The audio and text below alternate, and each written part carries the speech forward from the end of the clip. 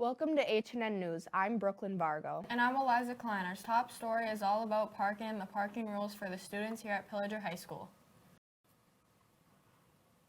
This school year, there has been a new rule added. They want high schoolers to park on the high school side instead of the middle school side. Doing a regular school day and you're not coming in to the building late or during the school day, it's okay to park out here. What we don't want are those interruptions for Katie in the middle school office, and again, middle school, when if you parked on that side, it would not be an interruption for those folks. It's the high school. That's where you have to check out.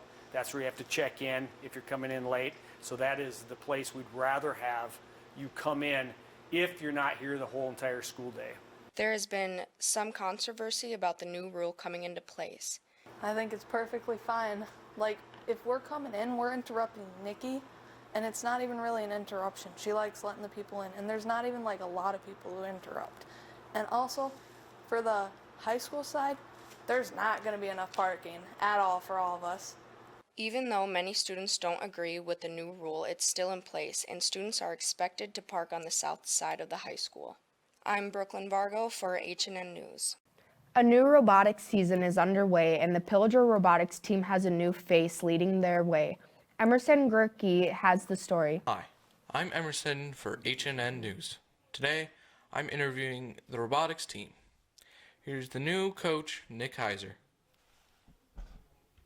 But my kid was involved in it a few years ago, and last spring, actually, some students asked me if I would be willing to coach. And I was really honored they asked me to do so. And so I really think it's so important that we have activities for all different types of students, with all different interests. And I think it's especially important that we're teaching engineering. So when I was offered to do it, I said absolutely.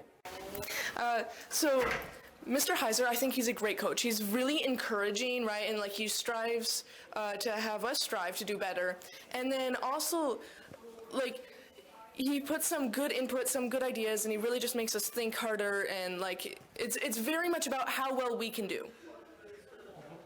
And finally, the head builder, Hayden Coventry, and his assistant builder, Jonathan Ty. I feel it's something that is a lot of more brain power than it is brawn. You know, most sports, it's a lot of strength and how well you can compete. But Vex Robotics is more, you're using more of your brain. That's what I think. The first robotics competition of the season is coming up in January. Some of you may have wondered why Pillager students are not allowed to leave campus at lunchtime. Jacob Klinghagen decided to find out why. Here at Pillager High School, the only options you have at lunch is to either eat school lunch or bring your own. We have a closed lunch, which means no one is allowed to leave campus at lunchtime. There are a number of reasons for this rule. I've never had one at any of the high schools I've been at. I've probably been at St. Croix Falls, Cambridge, Elk River, Zimmerman.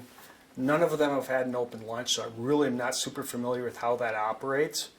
I do know it's usually an insurance risk for the district, so if we went to something like that, we would have to go to the school board. The school board would definitely have to approve that, weigh in on that piece of it.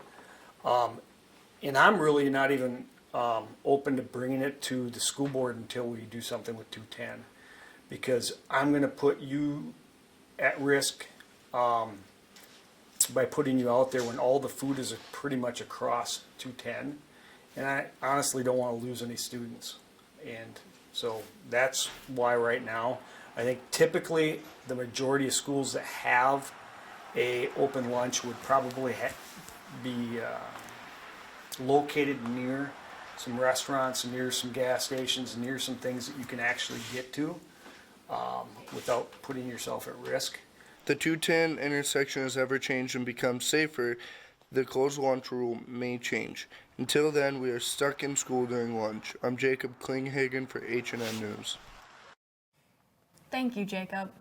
Turning to sports, the winter sports seasons are in full swing, and the girls' basketball team is off 2-1 start.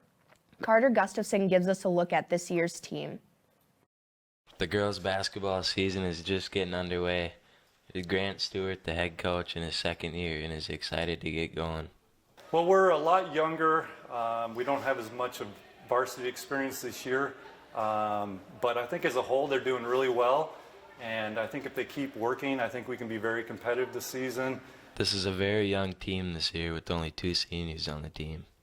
Hard work for sure, keeping the energy up in practice and games, and just making each other confident on the court and off the court, and having good relationships with everybody. I think our chemistry has definitely changed a lot. The dynamic is different. We have new positions coming in, and we've had girls leave that we've played with since junior high, so it's definitely different, but we'll be okay. I think we want to simplify things a little bit more and just play a little more conceptual basketball. Rebounding could always be better. I think we could definitely improve on rebounding, so hopefully we can make those changes this year. This is Carter Gustafson for HNN News. Thanks, Carter. The next game for the girls will be Friday night at Henning. The boys started their season with a close loss in Pequot Lakes Tuesday night, but they will expect to have a greater year. Here's Brody Gustafson with the story. The boys basketball team has just started practicing this week, and they're already going hard at it with their 2-a-day practices. Determination, grit. We want to compete with every play. I think we heard that again when we went down there and listened to Steph Curry's coach from college talked about you win every play. You know, you try to win every play. In basketball, you're not going to, but you want to try to win every play. So every possession that we have is important. So I like grit. I like kids that are out there tough and that work hard for you every day in practice. 20-plus wins pretty easily. I think it'll look good. I think we'll go pretty far in the playoffs this year. 5 starters are returning with 2 seniors and 3 juniors. We don't have really any new players. We have people quit, but we have not had any players. But we have all our returning starting 5, so we should be all right. 20-plus wins, some good, probably make a run in the playoffs this year. Hopefully we all get 3 of us get 1,000 points this year. It'd be nice, I think we started to learn how to win. I think it took a lot of time with juniors and sophomores, so we just want to be able to do that. Compete every game. There were a couple games that we didn't, but game in, game out, I felt like we came to compete every game. So that's what you want to do as a coach. You want to give yourself a chance to win. The boys will open their season December 5th at Pequot Lakes. This is Brody Guston for HNN News. Thanks, Brody. The boys will be hosting Bertha Hewitt's Thursday night. Finally, the annual middle school musical was another hit. The students performed Schoolhouse Rock to a packed house last weekend. Ethan Thome has more on this year's theater program. Here are some more things about the middle school musical straight from the director himself. It is based on the music from the Saturday morning cartoon Schoolhouse Rock, which was an educational, they were educational snippets that would get stuck in between Saturday morning cartoons in the 70s and 80s. The high school musical this year will be... We're going to do Disney's High School Musical. The musical will be performed on... That is the first weekend in April. Here's some more information about the musical. For the high school musical, we always have a live orchestra. And that the people involved in that change depending on the show. Generally, Mrs. Gail Mortensen will play the piano for us.